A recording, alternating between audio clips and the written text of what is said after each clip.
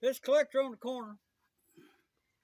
A lot of you people looked at that 55 Chevy video we got, or that two-door station wagon. There's very few places in the world I think you could go and find two-door station wagons, and both of them 55s, and one be a Ford and one be a Chevy. And this whole Ford actually is in better shape than my 55 Chevy. And look at that paint. Ain't that a pretty color? Yes, that's a pretty color. That 55 Chevy was new, had that pink that they call coral, ugliest darn color ever made. But anyway, it's hot day today, but it's clouded up, so we're doing a video. We're going to do Hear It Run video because we know it'll run. Yeah, we know it'll run. I put this engine in here. It's a good engine. I start it up about once a year and let it run a little bit, and I'm going to take it out of here. Yes. But for right now, I have to remove some things apart because I have to take the hinges off. Those hoods tend to get warped if you leave the hinges on. What I've got. Yes. I've got a lawnmower gas tank. Yes, dear. And I'm going to hang it up Which lawnmower did you steal that off of? I don't remember. Apparently it wasn't any good. It was plastic tank.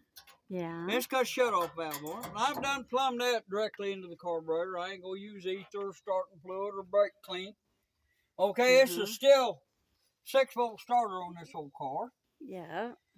So I ain't hooking into the wire into the car. Mm-mm. And I've got an alligator clip, and I'm going to put that right, if I can do it. Oh, you can do it. Put it right there where maybe I can get some sparkulator out of the that distributor. Feels good.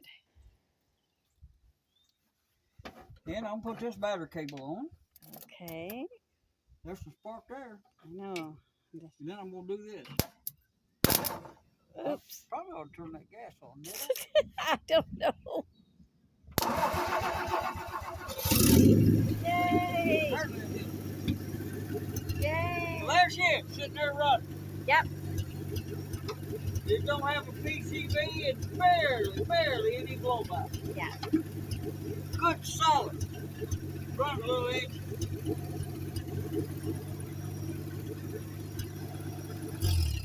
However, I've decided to take it out here. I put it in here. Mm-hmm. I got this from Debbie's daddy about 45 years ago. God, that's a long time ago. It's a 223 and it wasn't any good. It had been overheated and it was burned up. It wasn't any good. That can't be true. I'm and only years 27. later, I come up with a 53 Ford truck had this engine in it. And this engine is bigger. It's a 262 rather than a 223. And when we first got it going, it would split the canister type oil filters, and we pulled the pan off and the relief valve and oil pump was stuck. So we cleaned it up and painted it. It's got that 11-inch flywheel and clutch out of that truck still in it, or out of a different truck in it, maybe off of 292. We put 11-inch clutch in it. Mm-hmm. And it's got a brand new fuel pump on it that's got the vacuum deal for the vacuum wipers. Is that the blue thing? Yep, that top one's for vacuum. I bought that off eBay. But anyway, I was going to drive with this 6.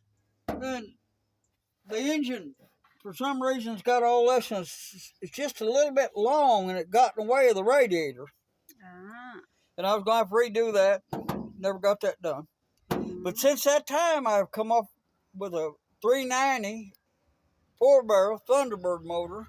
It's supposed to be a low-mile motor. And I'm going to put that T-Bird 390 engine in here, put FE in here. I used to do that when I was a kid. I know exactly how to do it. And I always liked that turquoise color. The very first. Careful, your gas can's in the way, yeah, sir. my gas can's in the way. Oh. It ain't going to close, is it? Nope.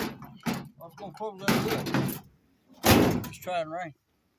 But anyway, the very first 56 Ford I ever had. Turquoise and white. 2-door hardtop. with turquoise and white tuck and roll interior in it. Didn't give much for it. But anyway, I bought that old car, and it's starting to rain. We're going to go over here. It Come is. here, baby. I am. I'm coming.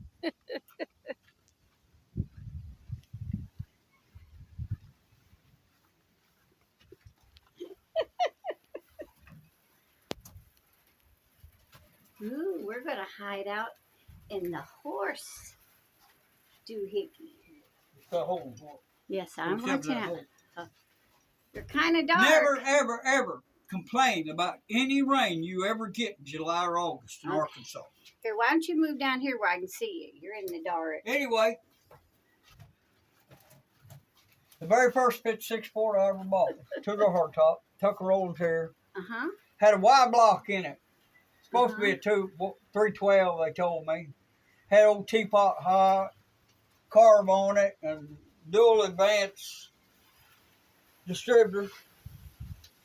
Automatic reverse was out of it, leak fluid. Well, I changed it over to stick. Hung stick pedal and put stick shift in it, floor shift. Wouldn't run. I'd work on the thing, and tune on it. I changed the carburetor and intake and put a bigger intake and carburetor on it and a different 57 up distributor and all that stuff. Still wouldn't run. 6-cylinders outrun me. Them Chevy 235 6-cylinder Chevys beat me. Mama had an old 59 Ford over there with automatic out of it. Had a 300 horse 352 Interceptor. It was an old cop car. Former cop car. So I went over, Daddy worked away, and they didn't pay no attention to what I did over across the creek. And I took a tractor and I pulled that old car over into my oak tree where I used for a shop. Had chain horse hanging from the limb. I pulled that Interceptor out. I took my old Y block and my automatic, bolted it back on there, and I set it down in there. And that hood come forward on that 59 Ford. And I closed that hood, and there was a cable. You pull the cable release, get that hood, I cut that cable. And I pulled it back around her tractor and set it right where it was. And it sat there for 35 years before anybody ever raised that hood up and seen that that wasn't a FE engine.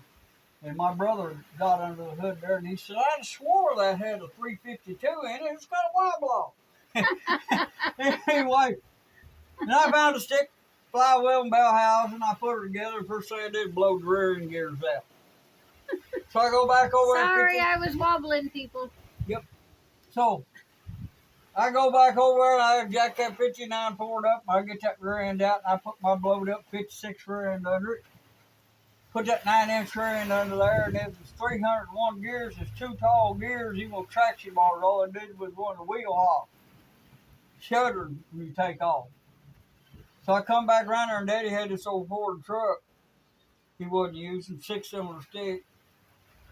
And I pulled the rear end chunk out of it and stuck that 300-to-1 rear end chunk in the back of that truck and got them gears, and I counted the ring and pinion gears and divided it and all that in 411 gears. So I put them under. Boy, I was good. That good. But I blowed the spider gears out because it wasn't a heavy duty rear end. It was just a 2-pinion rather than a 4-pinion 9-inch. So I welded the spider gears up. And the first thing I did was bust the axle on the passenger side. Just broke that axle in two. You don't like to go around corners with welded spider gears. So I went over here across the river to the junkyard, still there today. I bought a set of axles off of them. And I put that one that's broke, replaced it. And the one on the driver's side, I ground all the splines off of it. Well, it wouldn't grip. Freewheel. But I could drive it around then, that one back wheel pulled.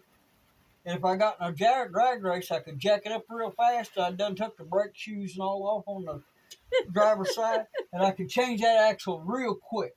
Pull them 4 bolts out, change that axle. Then I had both tires, and I had big old co-op grip spur knobbies on the back, 15-inch rough tread mud and snow tires. And that thing would do pretty good. 300 horse, you know, and got a good big 4-barrel on it. And I had added a piece of linkage on it so that vacuum secondary wasn't vacuum secondary anymore, it was mechanical. Anyway, we was up there swimming. Up at Dalton, there's an old boy come up there, had this 64 Chevy. It's supposed to be the fastest car around. 300 horse, 327, 4-speed, all that.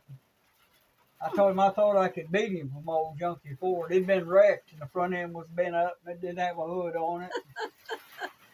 They said something. I said, well, I'll be up there in a minute. I got to work on my car a little bit. So I got up under the shade of that bridge and jacked it up